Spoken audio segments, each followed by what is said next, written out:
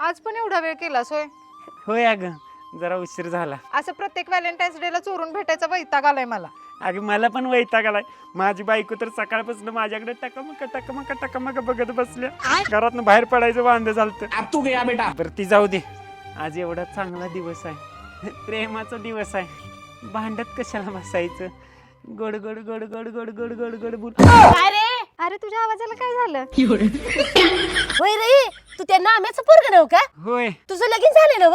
होय झालंय की. अगे तू त्या सध्याची सून नव? होय. आणि तुझं बी लगीन झालंय की. अरे तुम्हाला दोघांनी लाजा वाटतात का लाजा ऐकून खाल्ल्यासा? आणि ते पण माझ्याच घराच्या पाठीमागं येऊन गुलगुलू करत बसलायसा. पहिले इथनं चालतं व्हायचं, पटकन हालायचं. चला ऐक की, ती बया घरात सांगायची नाही नव्हता? कशाला घरात सांगत्या? तिला बहुतेक असल्या गोष्टी अजिबात आवडत नसणार आहेत, म्हणून ती लई चिडली आपल्यावर. ती आता घरात पण गेली असेल. चल परत आपण तिथंच बसूया.